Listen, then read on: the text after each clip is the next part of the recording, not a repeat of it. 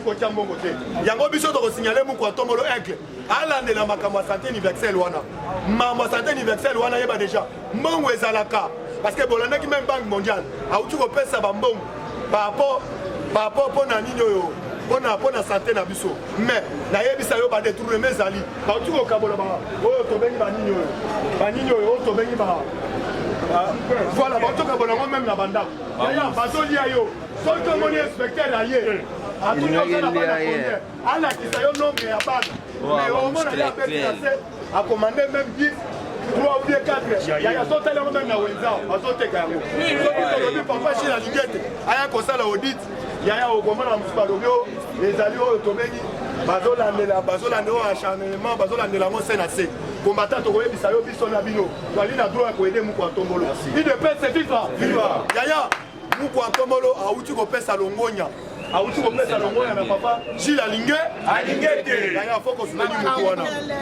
alobi les seuls papa Gilles alinge te moto azosala mosala mais azokende na badossier na ye na justice aki avandeli badossier papa elalanga magistrat bakomika toujours bamabumu bakomi baventre papa ya nini bacomprendre ete ne puisque place batie bango bazala magistrat bakomi kolia bambongo batongaka bandako yango biso tokoyebisa papa Gilles alingi ete tosengi audit mpe deva bamagistrat nyonso papa Gilles alingi ete nde mokonza mboka auti kopesa yo longonya na mosala malamu ozali kosala mais tosengi na yo tosengi audit général devant ma magistrat nyonso merci combattant katikali chinois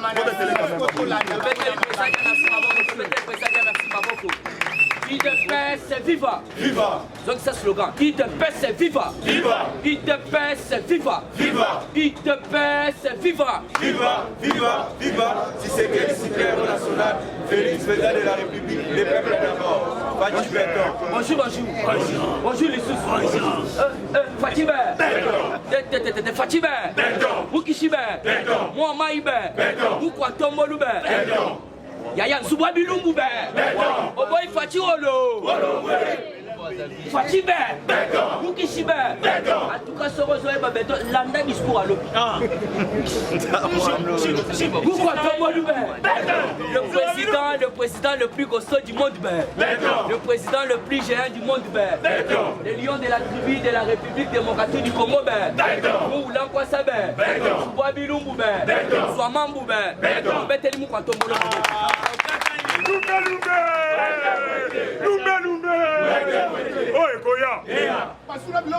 En tout cas, tu continues à faire actualité politique et divers. Actualité politique et ça qui toko. Pourquoi tu as le bandengwana? Ah, tu as dit papa, il y a des informations, mais ça n'a pas de distraction. J'ai des priorités. La sécurité et la santé. Vous devez comprendre, dans la priorité, le lobby. Dans la santé, la sécurité. Puisque le lobby a outaki goma. Alors que outa na ina goma, na sako ebi sabino bandeko na ngai, Fati très fâché. Mukwa Tombolu très fâché. Quand tu tenir, il y a comportement, il y a ba magie. Vous devez comprendre, Fati a que plus loin à lobby, à ça qu'on se pélater dans le comportement de magistrat. Peuple a koyo kaka ke bakangi mutu, mais l'air biloko ezonga, bongo ezonga na caisse, peuple ba koyo bate. Et puis mbongo ebele bakanga ba miyibi, ezonga kana ngote pourquoi?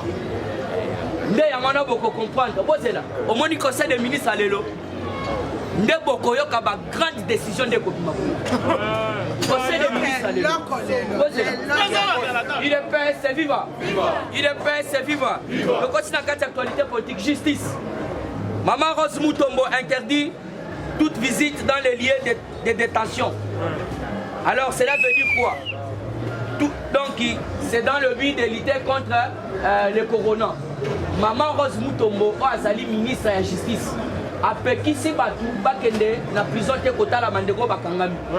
Alobi Boye, Alobi Mouto ya Kokota na kati ya prison, Azakaka Otobengi avocat, Soki dossier eza pena makasi. Et Dédé, et l'autre Kokota na prison, Ezakaka Damas. Soko Yeline de Konayo, Yangonde Kokota. Donc les restes c'est Libanda. Alors cela veut dire, vous devez comprendre, parce que pour éviter Corona, ils allaient éparpiller dans Katia Otobengi prison. Toujours dans la actualité politique, dans un message, il y a opposant Moko, il y a Otobengi, Afrique d'ici. Alors vous devez comprendre que les grands opposants a sali message. Message a sali, et sali pour qui s'appelle peuple congolais. Que Bazana Moïse, Baza combattre la Moïse, Bazana président de la République de Bonabango, Baza comprendre que Balingi Basa la guerre au détriment il y a un étranger. Wana opposant à Afrique d'ici. Alors vous devez comprendre que l'opposant Julius Malemba, voilà, merci papa, Julius Malemba lobby a salaki déclaration. A sali message grave pour la jeunesse congolaise. Alors Bini Yoka, l'opposant Julius Malema s'est adressé à la jeunesse sud-africaine. Ne soyez pas les inconscients comme la jeunesse congolaise. Il de paix c'est vivre. Il y a pesa pena vivre pour pesa rabiso. Pena courage. Il de paix c'est vivre. Yoka. L'opposant Julius Malemba s'est adressé à la jeunesse sud-africaine. Ne soyez pas les inconscients comme la jeunesse congolaise qui a vendu l'avenir de leur pays entre les mains d'un étranger pendant 18 ans. Yoka Yaya, qui ont vendu leur pays, qui ont vendu leur pays entre les mains d'un étranger pendant 18 ans, juste pour quelques billets de $20. Mais aujourd'hui, ils ont leurs propres frères congolais qui sont à la tête du pays. Ils lui font le combat pour soutenir un autre étranger italien. Il est viva!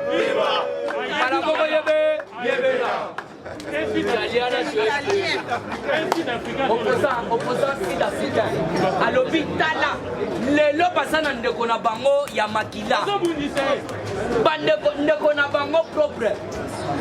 Mais bazolinga siko lisusu babundisa ye po baya kopesa lisusu étranger toyebisi bango awa ndeza boy onandi pati batote tolo bate il te pèse viva tolo bate yaya koto bolo bate tolo bate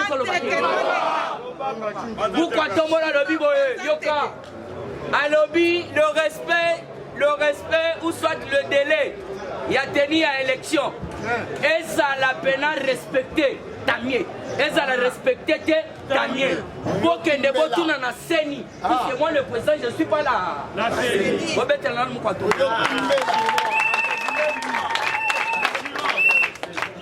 Il est prêt, c'est vivant. Lobby. À lobby, Soki. Élection, à délai à tenir à l'élection. Elles ont respecté Tamie. Ce qui les a respectés, le peuple congolais, suite. Puisque moi je ne suis pas le président de la CENI et je ne le serai jamais. Il est fait se vivre.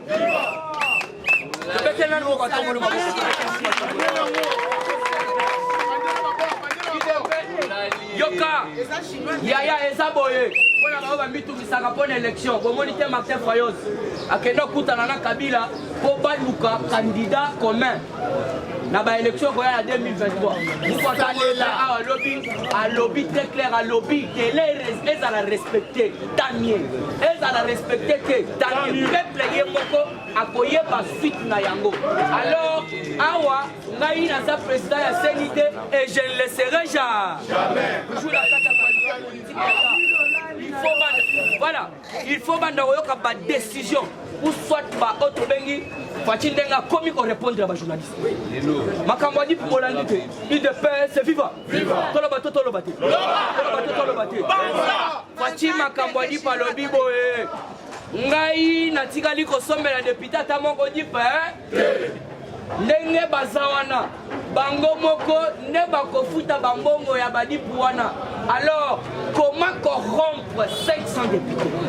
Yé moko fatilo. Y'a boyoki à lobby donc il n'a ça qu'à comprendre que makamuni ni bakoye sanga que non ngana corrompre autre bengi ba député. Alors toujours la carte actualité politique dénonciation. Donc ça qu'on dénoncer pourquoi tomoni na ministère ya mine. Maman wana, maman Sam Antoinette, Aza ya biso. moto asalaki baministre na biso surtout babima ezali Augustin Kabuya AK47 oyo azali le CG oyo azokokamba parti na biso. Alors CG azwi bolamu ya kobimisa bango bakoma mpe baministre. Sikoyo toza na bandeko na biso mpe mosusu oyo bakrie balobi bokende boyede ye na cabinet. Mais yaya chose grave okomona mama Samba Antoinette oyo aza ya biso aza kolongola mutu na biso po atya mutu ya PPD alingi alongola oyo tobengi CG Joseph Ikole bao bayebi papa Joseph Ikole. Donc Maman Samba alingi alongola CG Ikole au détriment ya un mutu ya PPD. Toza yebisa Maman Samba akeba eza lokola yo lelo papa totrie yo bakeba nome yo ou soit bakeba tiki yo na ministère songolo pakala siko lelo okomona kaka mutu na biso ya IDPS akokulongola yo aya kozwa mutu ya PPD atia wana yango bapesaki biso dénonciation balobi Maman Samba a suspendu le CG Joseph Ikole au poste en faveur d'un cadre du PPD en complicité avec M. Kalimas pour les remplacer par M. Moma. Donc, Balingi Bazo Moma ya PPD va remplacer par Moutonabiso. Alors, Yoka Yaya, Bozo Ape Moutouango, Bozo Nse, ceux qui ont Mayele, mais Basala qui concourt. Concours wana papa Joseph azwaki 63%. Mutu ya PPD bazaka na bango mayele asalaki 43%. Akwa bon ya kolonga mutu 60 ota mutu ya 40. Yango wana tozo yebisa mama oyo Samba kebana. Eza corruption. Toza kosenga mama Samba topesi yo 48 heures. Au revoir, ma décision na yo. Il faut osala lokola otobengi Maman Nana. Maman Nana au ministère, il y a près de 1000. Près du président. Zamba ba maman. Maman Nana wananima. Maman Nana de makamu. Maman Nana de makamu alobi. Alobi na o travailler na ba combattant. Yekuto azako lukande basala kamusala na ba combattant. Alobi bokonzi président J. Kutani sangande na ba combattant. Ngana kosala musala na ba combattant. Mais okomona o ya bisa maman Antoinette azako boya ba combattant. Cela veut dire toko yebisa Maman Samba alanda lokolo ya Maman Nana. Soki te toko kebisa ye ande. Alors que Adolphe Mouzito serait impliqué. Selon l'IGF, Bolandi, Baswaki Steve qui vote. Batinda qui est le coloneti inspecteur. Yabato il fallait qu'il bakende kolandela makambu ya Mouzito. Dès Salaki a ses premier ministre. A ande nazo yebisa bino o biliaki Adolphe Mouzito bikoki. Donc il naza ko yebisa bino na minute aza kolela. Azakolela pourquoi? Puisque l'IGF déjà est bouclé. Et bouclé, Misala Balobi, Adolphe Mouzito sera impliqué dans plusieurs dossiers de détournement dont l'IGF vient de découvrir. Alors vous devez comprendre, tout d'abord, à Mouzito, dossier Nayeya, 350 parcelles. Yamani Bomoni, Mabe Okosala Lelo et quoi attraper yo lobby. Bomoni Bati Lukwebu, Tobanda Koeb Sabino, Papete Kiseke Douamoulumba, Aebisa Kibiso. Dans la politique, il faut avoir des nerfs solides. Il ne faut pas avoir des agitations politiques. Bomoni Batielo que comme il y est. Nakoye Bisabino très clair. Bolandi dossier à Matata. Matata tozana société Oyebimi. Organisme Moko Bimi. DGP à lobby. Makamba bazarisation Obolo Banabati. Et Naba Otobengi Matata Ponyo. Et ça y était. Donc biso déjà. Tofutaki Batouana surtout. Et ça y est mis sur ambassadeur. Cela veut dire que Bazo Lukaka toujours Matata a échappé. Mais cette fois-ci, Matata ne peut pas échapper à la justice. Yoka, à part Nanouana, Azali Soussou impliqué. Puisque le dossier est béni. Azali impliqué Ndengeni. Bomoni l'air Tokota avion.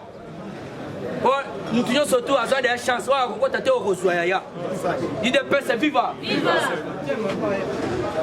Awa babanda ki kote ke la biso moni gâteau ya muke wana. Gâteau ya muke na moi ji wana za yaya gâteau soko kote à 1500. Ji wana kama. Donc 500 non kaka o meliju. Kek sac ya pamba oyo tosomba na nini na supermarché 1000 francs na boude moko ya moke kaka oyo bakokatela oyo epa bato na biso ya baboude yango ya 500 kamwa pla wana nyonso tu soki omati na avion échange prix ekomi 80 $, ekomi 60 $. Mais oui, Congo Airways puisque babandaki kosala na oto bengi baati lukwebu na matata mponyo bazalaki lokola ba partenaire alors baza impliqué. Et pour votre information Bolandi matata mponyo aleli matata mponyo alobi accordez-moi une semaine et je dois me présenter devant le bureau. Alors c'est là pour vous dire que na minute oyo il n'y aura plus les intouchables lokola fatia yebisaki biso. Alors pour mon monopoliser parole de président lobi na chité il faut na pesa information que na qui les doigts bandeko na biso ya mwanda o basalaka na perenko baleli balobi président chinois bino na sa formule bolobelaka biso tosalaka 16 heures du travail 16 heures tozwaka prime mon côté. Or selon la loi du travail mutu azalaka kaka na 8 heures du temps 8 heures mais bandeko na biso bakosala na mwanda na perenko mbongo na bango bakisoke bango na entreprise oyo tomoni na kombo ya babengi yango na kombo ya escroquerie. Voilà, escroquerie akozwa mbongo ya baagent ya perenko. Alors nde balobi bolobela biso otoyo toza kolia te. Voilà, kombo elandaka ko escroquerie ba exclo. Alors vous devez comprendre que non bayi bambongo batu mwana mama mwana mama mambu maso à faire carte visa place dans chité. Il faut bayer biso qui est madame Denis Ndembo Marie-Louise il est vivant qui est madame Ndedi Ndembo Marie-Louise Ndedi Ndembo Marie-Louise il est pas ça qui na carte quoi ça là qui na copine ya gouverneur ya banque copine ya gouverneur ya banque il est déjà banda qui kozwa mbongo a consommé 1 130 000 $. Azali agent de l'État. Makamou, voilà les mots qu'il faut. Likamou ya gouverneur ya banque. Oh likamou na ye azala qui fait na carte. Mais peuple congolais a la zala. Peuple congolais a souffert.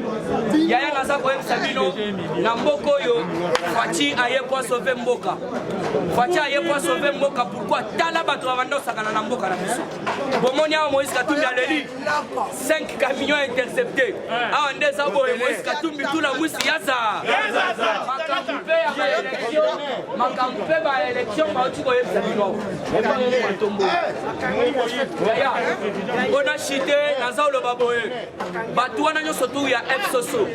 Ceux qui bazo c'est l'élection donc oyebisa bango boye 2 ans oyo basali biso bavanti na accord ya lukuta ya kindoki oyo Martin Madidi abandaki koloba Félix ozomona clarté accord oyo azali pantin placebo soka zoluka libana ekufa ye akende sikoyo babana ye. Alors pour votre information ekomeli ye mukuwa kuna kanamba lobby soki naza chef de file d'opposition te moi to kene na ba élection et d'ailleurs il faut bien comprendre pourquoi Zoluka était comme chef de file d'opposition puisque chef de file d'opposition yende mutu akofwanisa bango nyonso tu batu na opposition atali ete abimisi mutu soki ya bimiseli bango siko Olive Lembe okomona Martin Fayulu koloba te puisque Kanambe ndenga zawana aza déjà na babulu wana et puis il faut landa mu Tombolo alobi pourquoi m'arrêterai-je qui de paix c'est vivre je dois aussi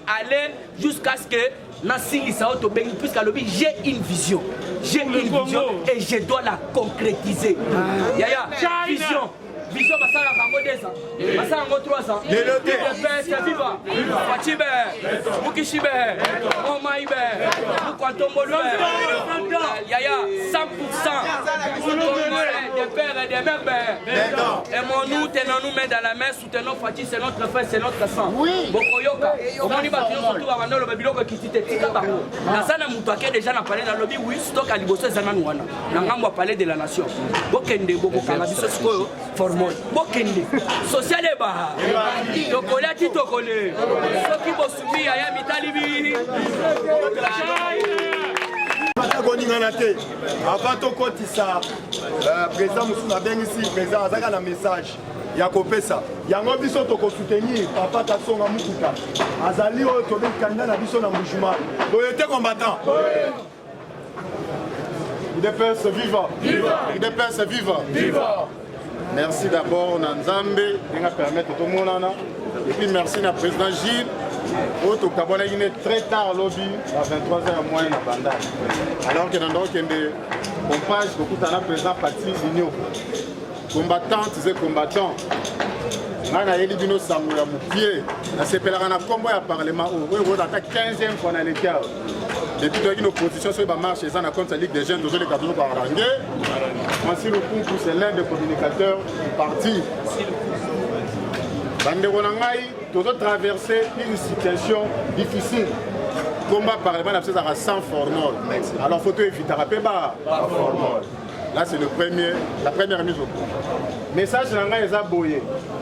IDPS, ceux qui ont besoin de crédibilité, si le lot. Et ça pour un effort individuel, il y a un yoté. Et ça parce qu'il y avait un leader, avec une personnalité à ma casse, il n'a pas de Tshisekedi. Ils sont tous tirés de lui, autre ça comme réputation, dans considération. L'île autre sali, lelo, et 40 ans l'obiawa. Et ça, fort et attaquant, on a Zarana Baninga, on a ténacité, l'achat qui prise, mais les vieux ténagis bon, ils sont l'autre slogan, tenez bon, si l'autre commune à pouvoir. Félix Tshisekedi, président de la République, et ça la concrétisation de nos efforts individuels. Yonanga, tout ça la campagne de bouche à l'oreille pour dire comme chef de l'État. Président de la République, ce qui doit accompagner, il était à Bokokarosa, la Moussala, Malamouté. FCC cache les accidents de parcours. Ils sont dans une élection, ni ils voter. L'idée première, c'était d'avoir le président de la République et la majorité parlementaire. Donc, dans notre parti, nous sommes obligés de procéder dans la composition pour mettre en place une majorité. FCC 4 est très préjudiciable à Bisso. La preuve, grâce à l'ingéniosité de notre président Félix Tshisekedi Fatih Béton, la vigilance et Bisso base et IDPS. Autre joueur qui toujours rôle, il y a sentinelle derrière le fait et le geste. Il y a un partenaire qui dit sur FCC Cash, d'être comme qui n'a dissolution de FCC Cash, l'Union Sacrée et Botanie. Les combattantes et combattants, tout même maraté. La table de la parlement, le lobby a tient au moment, toujours pour passer le message au Naïna. Certains d'entre nous, pour peut-être une relation personnelle, le ministre XY. Il y a FCC Cash, il y a Union Sacrée. Na base, na biso tout ça de fort, tout bimisa babato. Au bazar na bango de cœur na bisoté.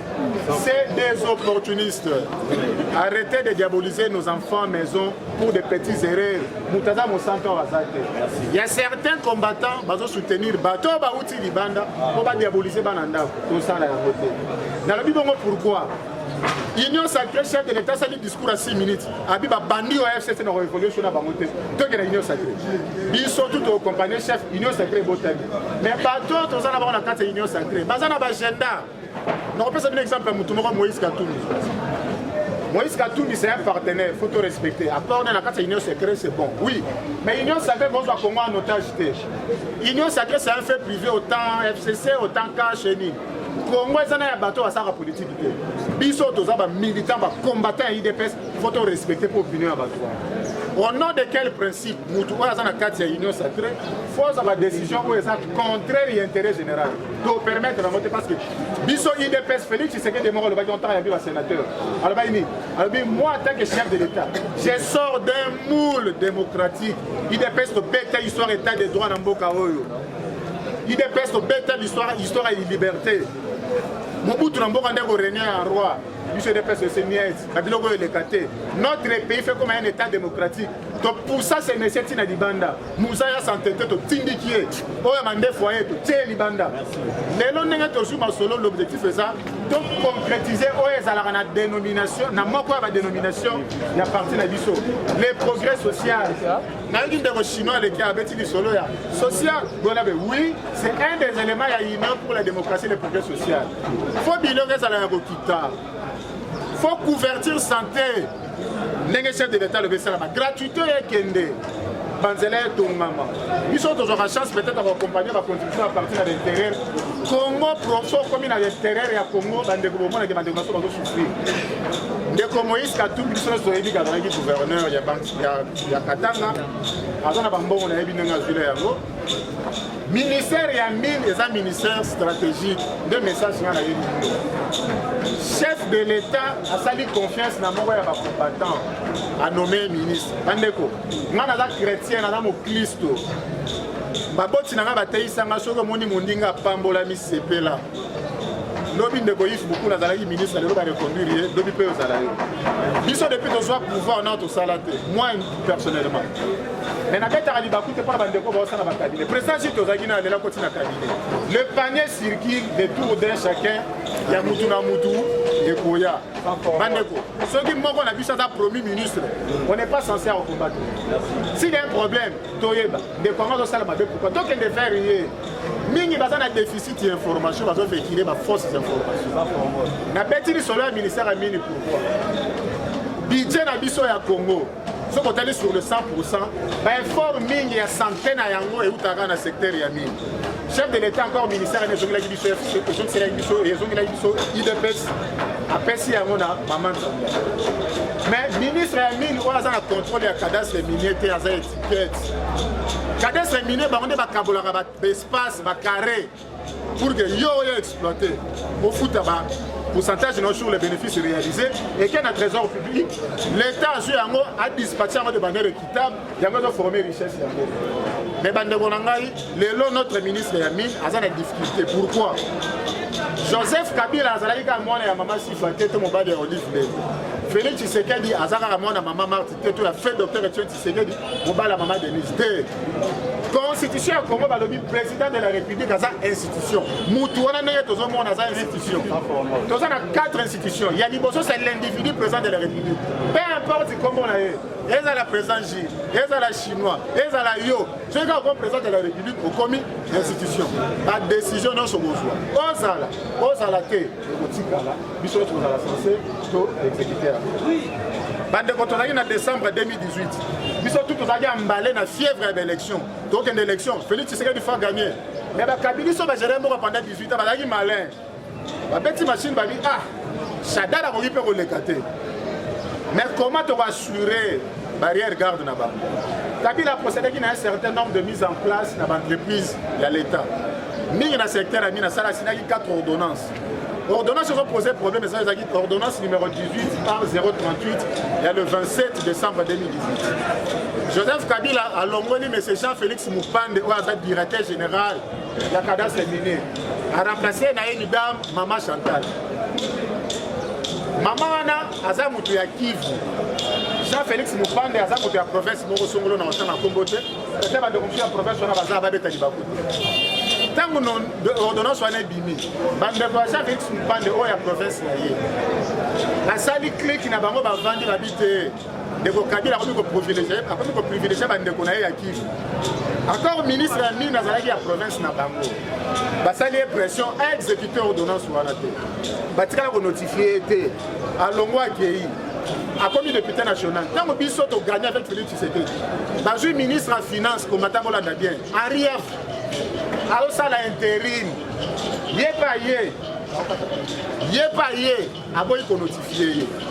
Toké na FCC cash, qui te voyait ministre ami, a beau qu'on notifié. Maintenant, vous faites que c'est une union sacrée à Maman Samba. Il y a d'abord 1, combattant c'est IDPS. 2, Azamoutu la province ou Anaté. 3, Yé, Maman Wana a commis lié lettre. Elle dit c'est un nomanga, il fait un côté de la Moussala dans le côté. Lui, elle a son tour à Salini. A combien de journal officiel pour les appeler diriger dans Hippolyte Abomimboka. Et là, comme Malonga pour défendre le président de la République à Zanangote. Nayoki Mawanga Moko. Na ABC journaliste on a au Salimabe. Tu devrais m'inviter Naya confronter Genouana. Ozomi Benga, porte-parole à IDPS. Ozo Tambolana, secrétaire général. Mais pas sa vision, il y a président de la République. Ozo Kokakope Sangote. Est-ce que peut perdre à Kokyo le Bana IDPS? Na tongo lelo nalobaki naza na 5 minutes. Le désinformation na ye nango Bolandi le premier ministre Sama Lukonde. Je vais d'abord na lever équivoque parce que na yoki eloko moko ebimi awa biso en tant que bana ndako il faut to lever équivoque. Mutu akosa bino te. Sama Lukonde azali po ya Moïse Katumbi te. Sama Lukonde azali mutu oyo président de la République azwi na parti oyo ezali kofaire oyo ezali na kati ya cash UDPS Viva. Président ya parti ya Sama Lukonde Dani Banza azali proche à chef de l'État babata campagne na Okatanga pour le président de la République en 2018. Azali mutu ya Moïse Katumbi. Voilà pourquoi Bolanda Kelobi na conjoncture économique. Le premier ministre à ABC, ministre à l'économie Boui. Tu dois prendre des mesures fortes. Il doit pas suivre. Parce que tu lobby, fait qu'à lobby boye, fait qu'à lobby, il y a qui peut ministre à l'économie, n'a pas premier ministre. Mais lobby premier ministre à répondre à Bango, à ABC ministre à l'économie. Tu dois prendre des mesures fortes. Pointe, Basoso, Bakwis, Batomso, il faut qu'il t'attaque quand il y a qui a un conseil de ministre. Tu peux te dire que nous sommes à Lukonde Mabou.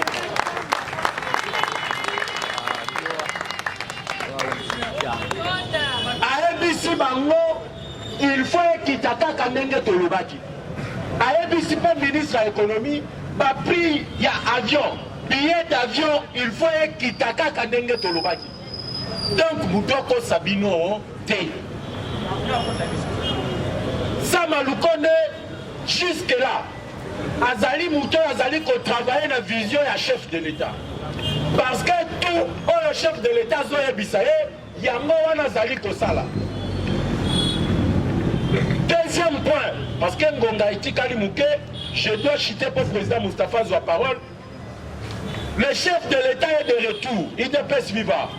Bolandi Dengenini a ramassé qui actualité politique tout na point de presse na pour na kosu qui sa séjour na Goma.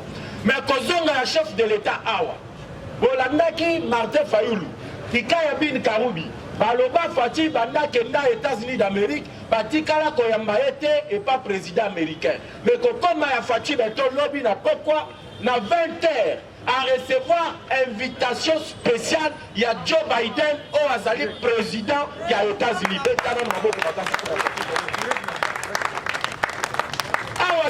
La guerre est déclarée. Guerre est déclarée entre la Chine et les États-Unis d'Amérique. Hollande, qui est le président de la République, a annulé tous les contrats miniers. Donc, Bouzobatou Kabila Sala, ensemble avec Moïse Katumbi. Yango wana bapesa kibino message awa na makambo etali ministre ya mine. Le chef de l'État a botoli. Ye aboyi kotanga kibina province. Mais moi je l'ai dit parce que je suis communicateur et j'engage ma responsabilité. Nazali parlementaire debout na kobanga mutute.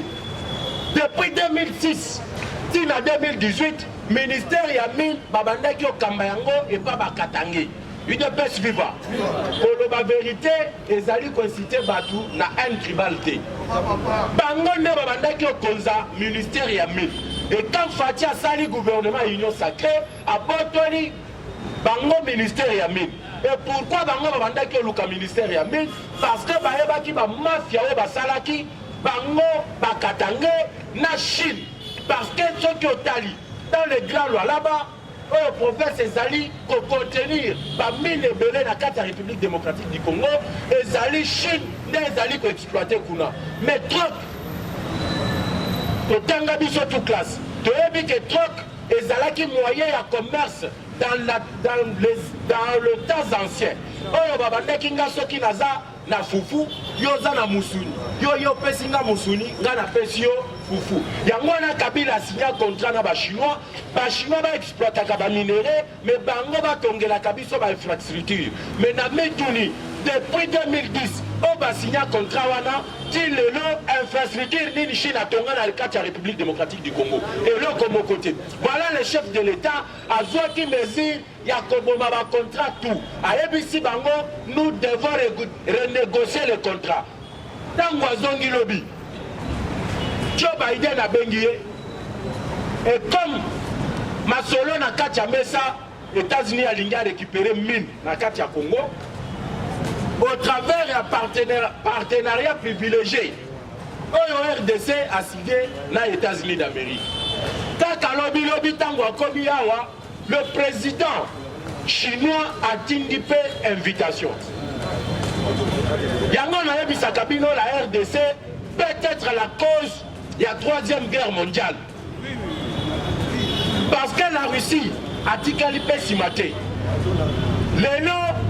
Selon le cabinet président de la République, l'ambassadeur russe a causé la reçue par le président de la République pour y avoir une invitation à Poutine. Parce qu'Azali Kobenga, chef de l'État, va négocier. Voilà pourquoi tu vas dire que là-bas, ce qui a une politique, c'est que l'ango IDPS. Aujourd'hui, il a suffi, pas qu'à contrat à Chinois, au monde pas toutes les grandes puissances. Qu'on s'est pointé. Tant que ça devient une concurrence. Donc, Mouton Koluka a gagné le marché, à Koluka a fait sa RDC belé. Donc, tant qu'on fait ça belé, le peuple congolais a se retrouvé. Voilà pourquoi dans le les grands diplomates Maboko Makasi Fachi Beton, et je me limite par là. L'autre pour développer en détail, le lot Yambaki Bapaya Ebele, tu peux si bango temps. Mais dans brosser 5 minutes, l'objet nous allons venir avec des détails. Je dis je vous remercie.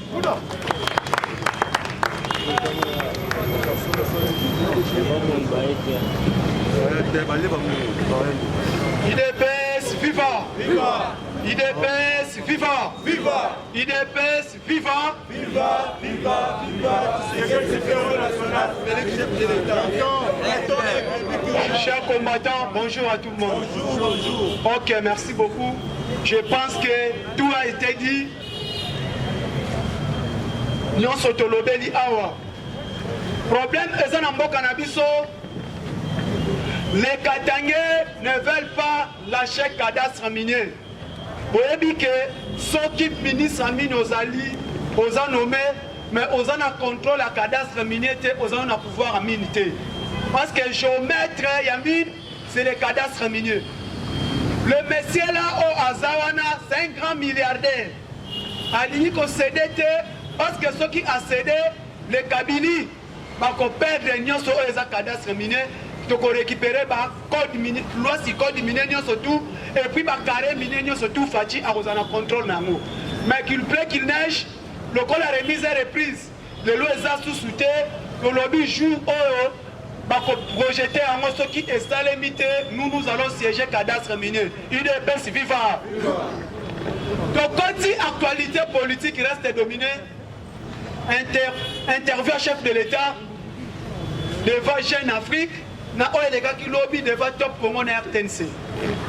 Christian Moussakono a Lukaka Koloba. Mais lobby Christian Kao. IDPS viva. IDPS viva. Lelo. Na niveau Facha Zulu Mboka. Les gens ne comprennent pas. Ce qui va comprendre, mais la vision communauté internationale a la réalisation du président Félix Tshisekedi. Mais si nous avons la carte du Congo, nous avons parce que nous avons banini, Nzala, na dollar. IDPS viva. Fachi Azumboka Oyo, volet diplomatique na Lobakango ezalaki ya kokufa. Fachi Azumboka Oyo, volet sécuritaire ezalaki ya kokufa. Fachi Azumboka Oyo, éducation détruite. Fachi Azumboka Oyo, tout les 145 territoires composant la République démocratique du Congo. La moitié en insécurité et stabilité. IDPS viva. Entre autres, Tozu province ya Kasai. Ezalaki ingouvernable. Tozu, Tanganyika, Lualaba, Katanga Yamoko, les Bakata Katanga. Ezalaki géré par la désordre. Le président a recouru. Il y a qu'on construit pays sur le volet bataille diplomatique. UDPS viva. UDPS viva. Bataille diplomatique. Ndeyango epesi siko lelo. Toutes les nations du monde. Et Luka est négocié na Congo. Toutes les grandes nations du monde, quand on parle des grandes nations, les lots grand forts, on voit les États-Unis, la Chine, la France, la Russie et l'Angleterre, la Belgique, tout, on a des basimbi, monopole des grandes nations du monde. Les lots dans Sabino, aujourd'hui les Allemands, oh, Bakenda qui va pour la contraire. Nazobi Sabino Bazonga qui lobby UDPS viva. Le lot prédat sur la mabango pour Babanasiko étude de faisabilité. Le lot on a volé diplomatique toujours. Na niveau SADC, la candidature de Faustin Luanga, qui est ambassadeur itinérant en matière diplomatique, pour remplacer Nicolas Kazadi. A où tu as la interview dans les 4 langues, le Bamarana SADC, il a épaté tout le monde. Et Tikali Botswana. En faveur de la République démocratique du Congo. On peut comprendre que Fachi, sur le plan international, traité international, il a déjà construit la République démocratique du Congo. La FMI, la Banque mondiale, avec une nomenclature sous terre au Congo. Mais aujourd'hui, la FMI et la Banque mondiale, nous allons encore renégocier avec la République démocratique du Congo.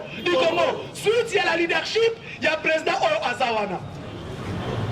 Ce sont des histoires où il y a des communicateurs, il y a parti Nabiso. Un grand homme, Fobaloba. Mais je n'ai pas Sibi, quelqu'un qui marche avec un grand homme, n'a parti, n'a plateau télé Azakao à Kokyo Lobate. Devant une femme. Batounia, qu'est-ce que Fachi a fait? Oh non, c'est Kabila qui a détruit les pays. Oui, Kabila a détruit les pays. Arrivé à Fachi, à Salini, Nini. Premièrement d'abord, Cocote à Fachi, Kabila a benganaki l'Union européenne, a Kataki relation aux États-Unis. Fachi a commencé d'abord, il a appelé l'Union européenne. Ensuite, Bango Basongue, il faut les diplomatiques. Bana Jawana Oyebi Olobate. UDPS viva! UDPS viva! UDPS viva! Lelo oyo! Drapeau ya RDC est mati na Toronto, boni Toronto. Capitale à Canada. Et mati drapeau président à Canada. Alobi j'attends Fachi beto na Toronto. Aya non ko banda avant kende kuna mususu. Parce que lelo marché communion slack, quand on parle de zone libre-échange, le pays qui est au centre de toute l'Afrique, c'est la République démocratique du Congo. Et par exemple, contacter dans la zone libre-échange, le point de chute n'a pas moi dans le marché commun, il faut dans la République démocratique du Congo. Ndé omoni sikoyo. Fadje clair. Dans le volet sécuritaire, il y a des avancées significatives. Dans le volet éducation, déjà fini, éthique, réhabilitation et aménagement des écoles. Dans le volet économique, Fachi a petit que nous allons soutenir et j'encourage le ministre de l'économie nationale. Yoka place à Bandi. Oh non, oui, il faut négocier avec la FEC parce que Bazaba, opérateur économique, doit travailler. Mais la 9 phrases à Fachi a Ekoboma. Mais j'encourage et je félicite, je soutiens le ministre de l'économie Abomi. Abani a jamais Abomi à soutenir. Lobby n'a réunion, il y a une situation de conjoncture. On a président et premier ministre. Premier ministre a instruit le ministre de l'économie. Alors, la décision on a besoin qui? Éthique à la bord. UDPS viva. Alors, biloko kolia ba savon mafuta tout fait ça la nini et guita. Ceux qui va boy ba ça la nini. Quand le premier ministre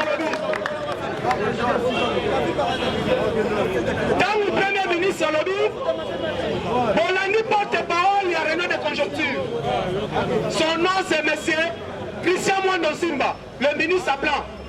Alors du clair, le premier ministre, chef du gouvernement, a instruit le ministre de l'économie nationale d'entamer les négociations, mais les décisions restent la même. UDPS viva. Rien ne va changer là-bas.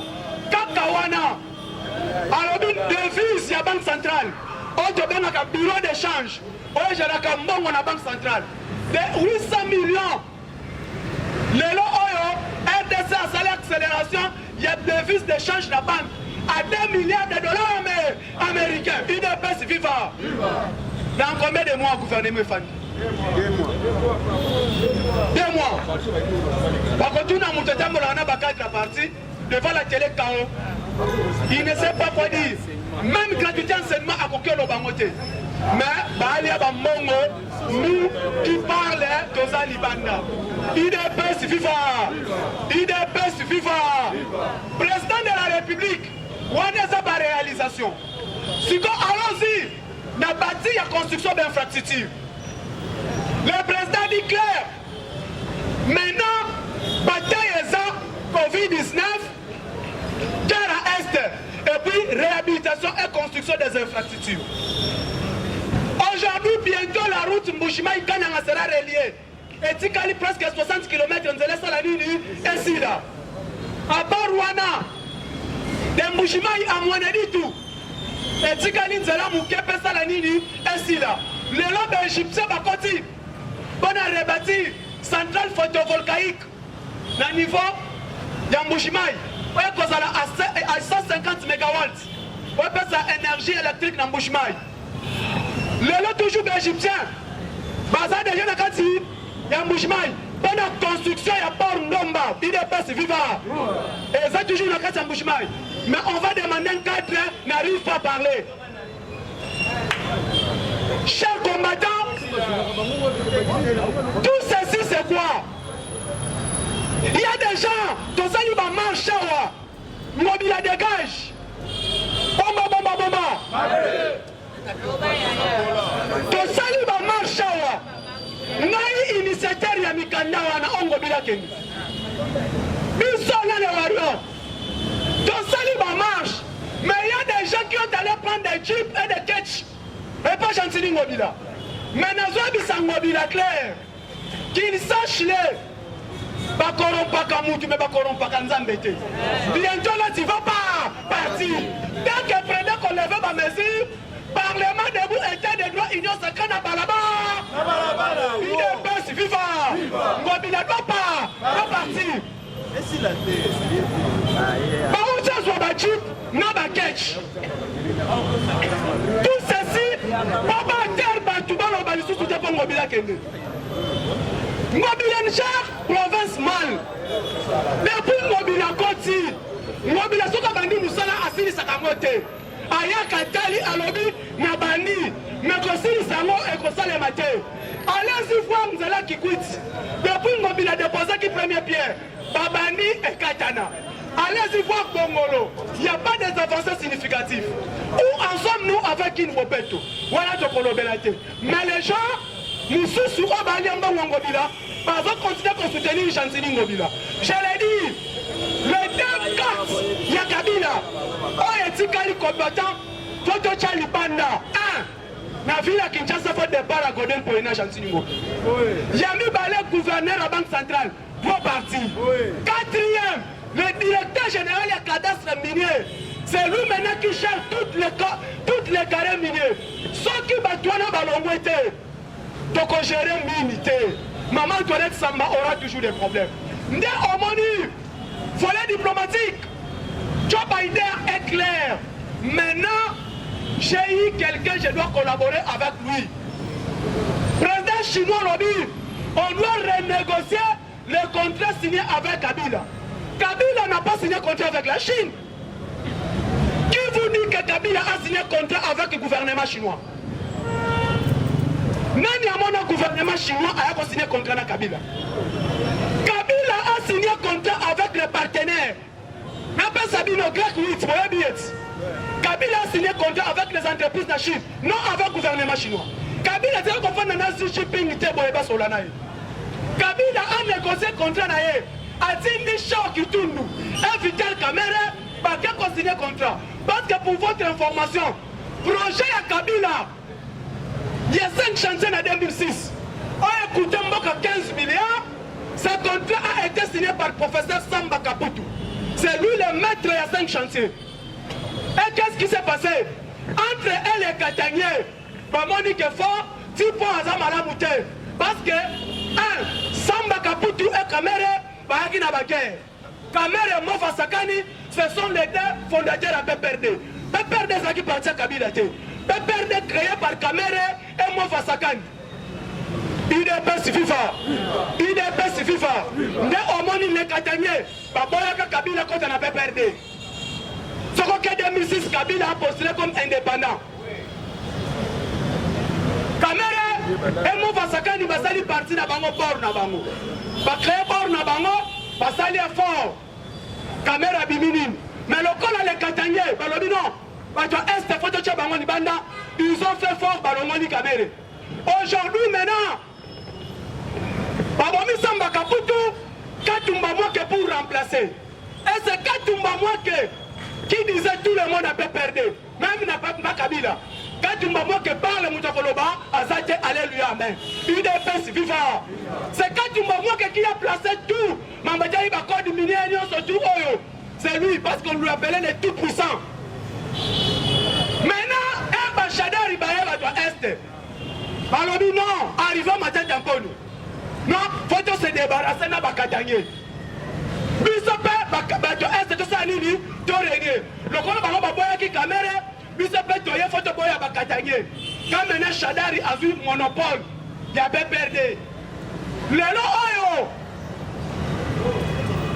Tant qu'on suit, Babébani, et comme Tiraïma. Maintenant, aujourd'hui, le président de la République est arrivé. Alors, dit clair. Les mines congolaises n'est pas seulement pour les Katanga.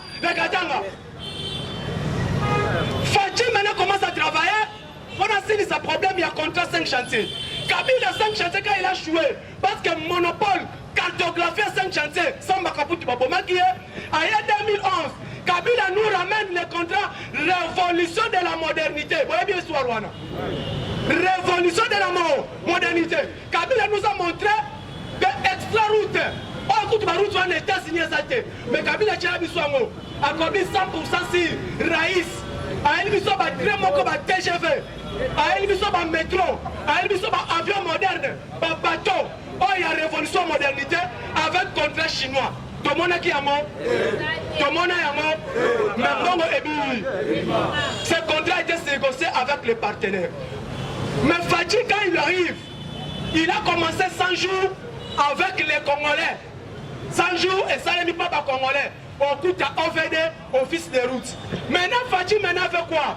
Vers attaquer, bâtir un nouveau Congo avec un bon départ, un gouvernement transparent. Nga alobi boy, fini avec Marambotali ba minerai Congo bima en désordre. On doit maintenant centraliser tout. Centraliser tout avec système numérique. IDPS viva. IDPS viva. Avec système numérique. La numérique maintenant qui doit gérer tout. Place Bango Bamoni Nengeni. Le Golo Fadji a créé un ministère numérique. Oh, tout, il y a comment qu'on va numériser. Même nos cadastres miniers seront numérisés. Même cadastres fonciers qu'on va numériser. Même gestion douanière et qu'on va numériser. Ce qui va perdre quand Kamutouana. On a déjà cadastre minier. Fadji a tché Mouassiwana. Fadji a tché parce que la femme là a été nommée par Kabila. À Kassaye. La femme là a été nommée par Kabila en 2018.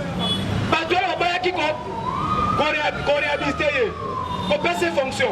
Maintenant, ministre Nabi Soye a appliqué l'ordonnance.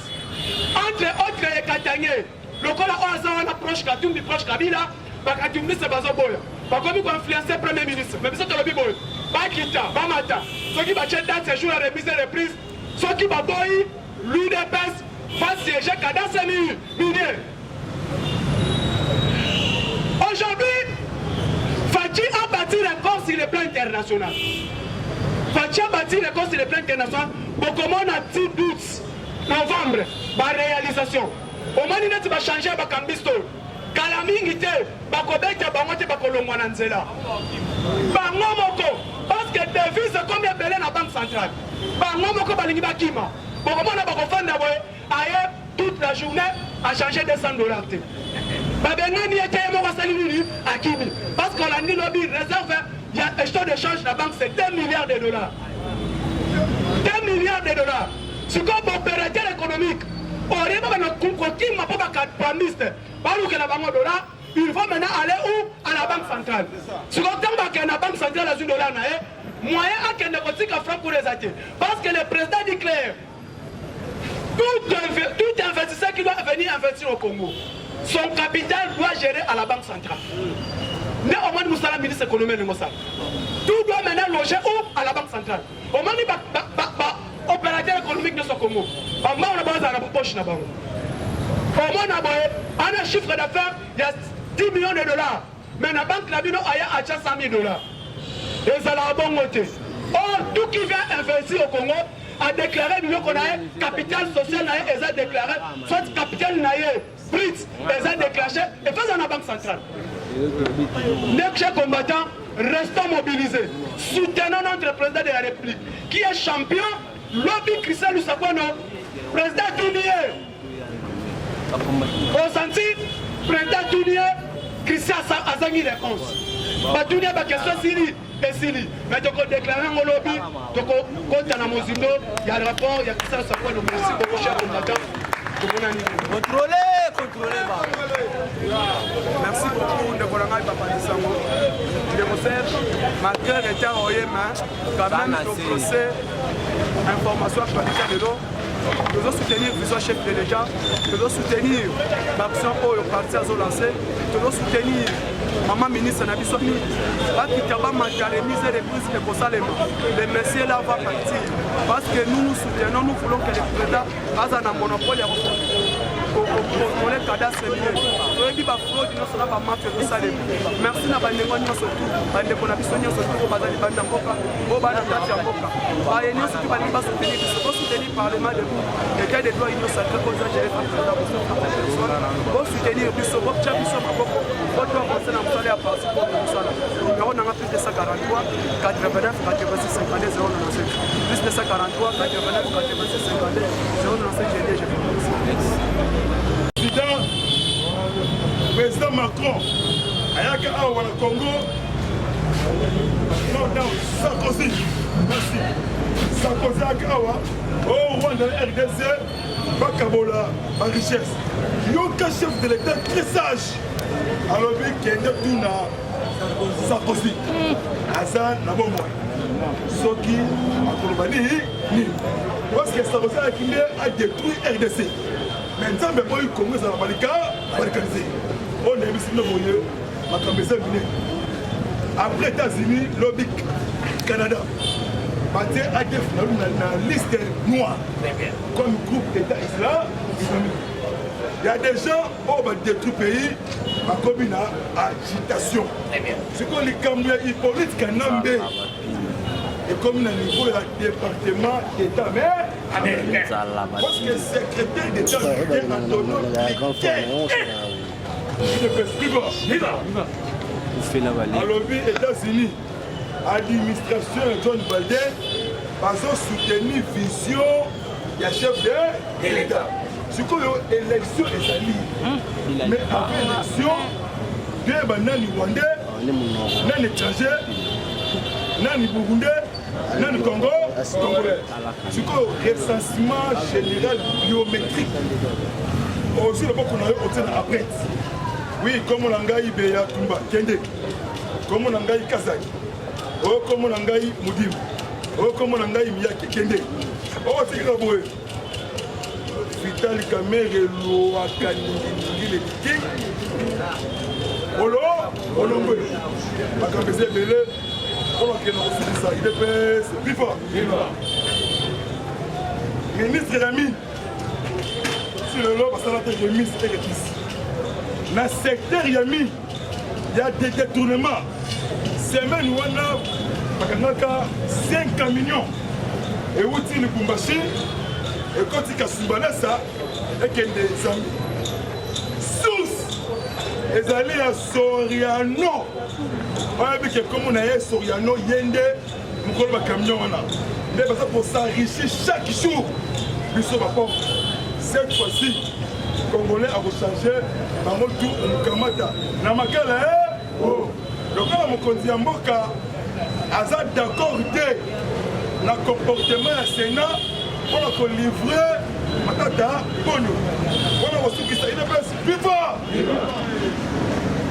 Tambwe Mwamba Alexis séjourné na Belgique ake négocier azonga Belgique yoka Belgique alors mon frère attention au dirigeant pardon au dirigeant ka Sénat na qualité ya quelle nationalité congolais faut se rendre compte yo okende confronter justice ya bisio Tambwe Mwamba mais c'est azala ba dossier belé dossier oyo ya compagnie aérienne la King du Maniema en 1998 azalaka comme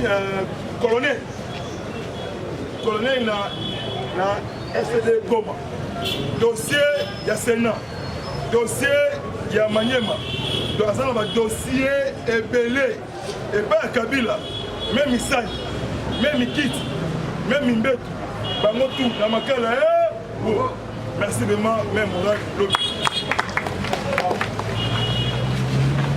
merci vraiment na basango oyo basala biso mais moral nzambe vraiment abato na bino mboka échange tolongola malisme bomoko mpona intérêt ya Congo topesa confiance na chef de l'état na biso oyo bakile na nzambe mpona kofungola biso makambo beloko toyebaki te donc ezalaki pays te ezalaki bien privé ya barwandais baburundais ya batanzanais mpe tokebisi Yuma Albert Yuma en tout cas attention otelemela te vie sociale ya peuple congolais parce que économie oyo ebebi na peuple na bino aussi bambongo botina na poche pour détruire nation mokonzi ya mboka a réfléchir mpona likambo ya social ya ngai na ndeko tout bacongolais mboka échange moto alia bien ndenge ezalaka partout na bapays nyonso tout ya monde mais komaki yo Yuma Albert okoki kosala près de faire na l'état congolais yeba yango ozali eloko te oza kaka Yuma ezali Yuma bientôt Yuma on passer la justice détournement na Jekamine on passe à la télé solo il y a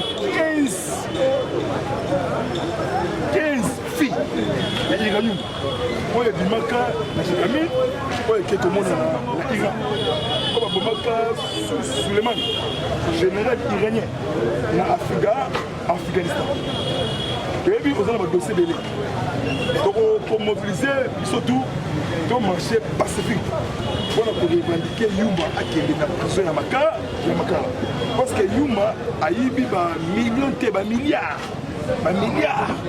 coopérer avec les pays voisins, coopérer avec les Kabylie, coopérer avec les anciens gouverneurs de Grand Katanga, dans le Mbashi.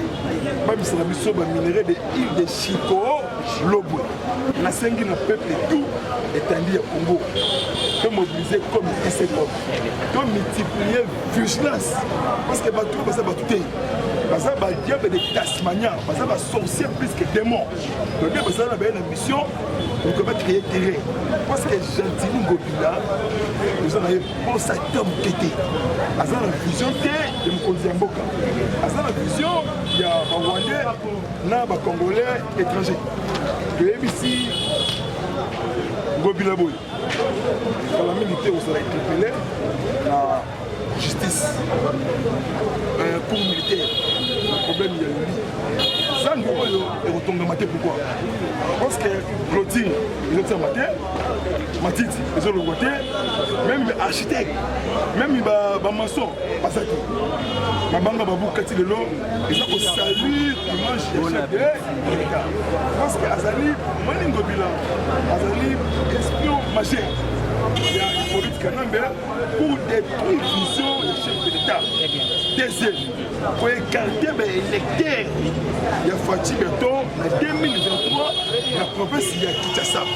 Pour y avoir des gens Gobila, Nami Yake Nazam Moutou Yanzambe, membre de l'IDPS, destiné pour sauver la nation dans le peuple de Congo, congolais. IDPS, viva! Viva! Congolais, viva! Viva! Donc, encore, je suis disséquediste de ça. Très bien! Pour sauver l'intérêt général. Donc, veillez, sentiment est à la tête. Sentiment est à la tête. Et le bateau de Konanga, Bamongo, ba au monto, baba au lio, bototo et tapé. Ba au monto, baba au lio, bototo et tapé. Voilà, Bamongo, Baloba, Yango, Boa Bomina Mbeli, Akufanabe, Mbeli. Oyo ayibi mbongo ya mboka ya ngai na yo bango tele nyonso tu azomi maboko fa pamba ipolite kanambe kazembelombe étoile mwana ya Marceline Buta bouge on a vu sur le boye baza kotrompe yo oza na problème makasi ya tuerie ya insécurité na este ya makambo ya détournement bon l'état parce que Ogefrem batie saïba wana il faut passer la justice.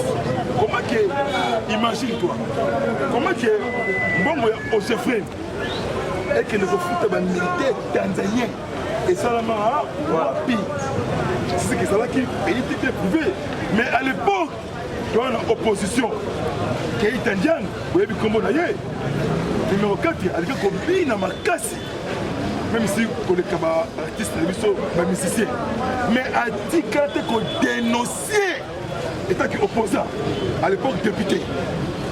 Premier ministre Assia Moussitou. Ce n'est pas moi. C'est Lisa Peterson, sous-secrétaire adjoint américain. Alors puis il y a là comme Assia Premier ministre. Oye Makambu Est on très bien. Au Sénégal d'accord, na Paul Kagame. Aka la province ya Kinshasa. Au Canada, vous voyez, il y a un jean. Vous avez contrôlé l'opinion parce que Fati a son passé Mboka et passé Congolais à Kitoko. Moi, Mboka, nous sommes tous, Kadou, Toubeni, Lumbashi, Thomas, Wenzori, Simili, Kinirangongo, Manyema, Katanga, partout. Dibumbaka, Nanganda, Chika. Pour soutenir le président Mboka, Chito. Kabia Kamon, partout vraiment Congo central, Tchela, Mwanda Boma, Kasangulu, Mbanzangungu, Mwanda Kisangani Chopo, Kemena, Sid Bangi, et non, Ouadolite, surtout Kinshasa. Jeunesse congolaise, pays appartient aux jeunesses. L'Angola sentiment. Moutou après ça au polo au trahir de comment on dit même $100 même $100 pour changer final au thé mais ça confiance na fatigue béton voyez qu'on bétonnier anti-valeur voyez qu'on bétonnier bah criminel la carte ya mboka unité nationale non ça toujours vous allez rassembler pour rassembler la population congolaise. Dans le Bakango, moi, la maman, mambo, maso, donc, on a battu le Bombadibaya, Betwabou, Betou. Naya Kotoyo, Nabayombe, Bayombe, Badiv, est-ce que Bayombe Basali?